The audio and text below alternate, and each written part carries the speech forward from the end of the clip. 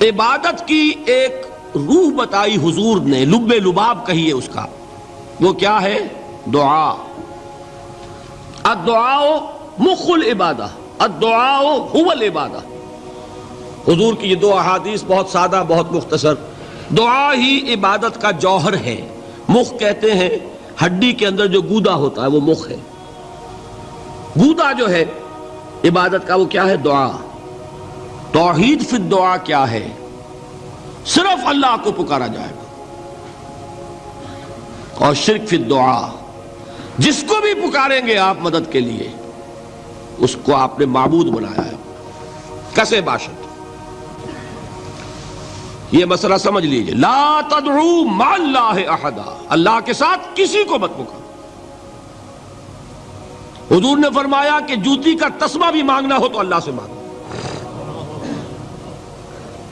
اللہ نے تو دروازہ کھولا ہوا ہے، جو چاہو مانگو، کسی اور سے مت مانگو۔ دیکھیے ایک علمی مسئلے اور ہوتے ہیں، یہ جو روحانیات کا معاملہ ہے، عالم ارواح میں کیا صورت ہے، ارواح صرف کہیں اللہ کے پاس کسی کولڈ سٹوریج میں ہے یا اس کا اس دنیا سے بھی کوئی تعلق ہے، یہ علمی مسائل ہیں۔ فرض کیجئے اس وقت کوئی ارواح یہاں موجود ہو، فرض کیجئے، میں اس کا انکار نہیں کروں گا، ہو سکتا ہے کہ ہو سکتا ہے کوئی روحانیت والا شخص بتا بھی دے کہ ہاں فلاں کی روح موجود ہے، ہوگی بھائی، اسے نظر آتی ہوگی، ٹھیک ہے۔ یہ بھی ہو سکتا ہے کہ کوئی شیطان جن ہو اور وہ دھوکہ دے رہا ہو کہ میں فلاں کی روح ہوں، ہو سکتا ہے کہ نہیں؟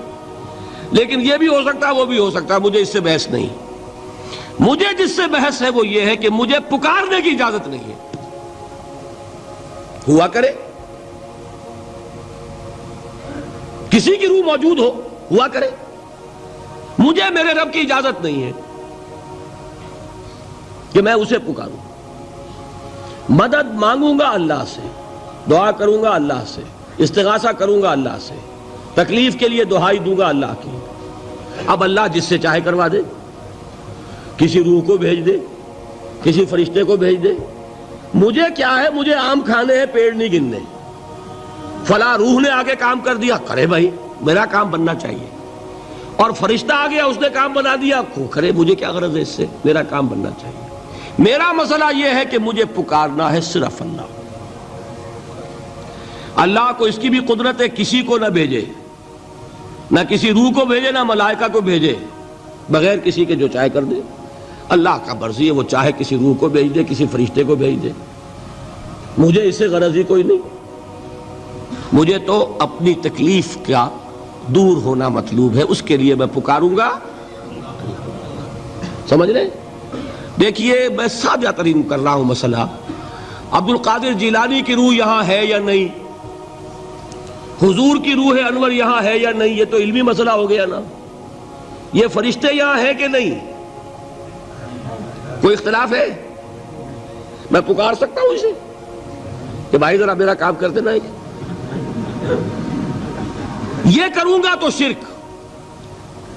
موجود ہیں کرامن کاتبین ہے کہ نہیں؟ موجود ہونا نہ ہونا یہ مسئلہ علمی۔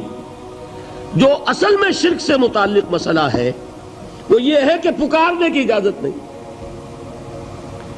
دیکھیے حضور کی ایک حدیث ہے، اور یہ ایک ہمارے لیے خوشخبری ہے۔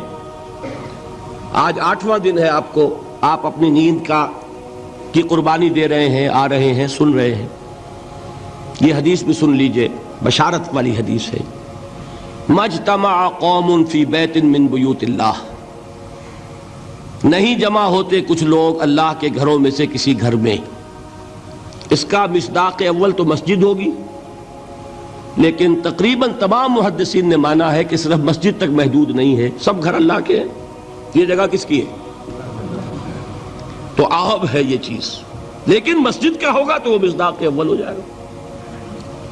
مجتمع قوم فی بیت من بیوت اللہ یتلون کتاب اللہ ویتدارسونہ بینہم، کام کیا کر رہے ہوں کہ اللہ کی کتاب پڑھ رہے ہوں، وہ سمجھ رہے ہوں، سمجھا رہے ہوں، تو کیا ہوتا ہے؟ الا نزلت علیہم السکینہ، ان پر اللہ کی طرف سے سکینت کا نزول ہوتا ہے۔ وغشیتہم الرحمہ، رحمت خداوندی انہیں ڈھانپ لیتی ہے۔ وحفتہم الملائکہ، فرشتے ان کے گرد گھیرا ڈال لیتے۔ وذکرہم اللہ فی من عندہ، اور اللہ ذکر کرتا ہے ان کا ملائکہ مقربین کی محفل میں۔ دیکھو تم کہتے تھے یہ انسان بڑا گھٹیا ہے، میرے وہ بندے اس وقت میرے گھر میں جمع ہے صرف میرے کلام کو سمجھنے کے لیے۔ اللہ فخر کرتا ہے اس میں، ذکر کرتا ہے اللہ۔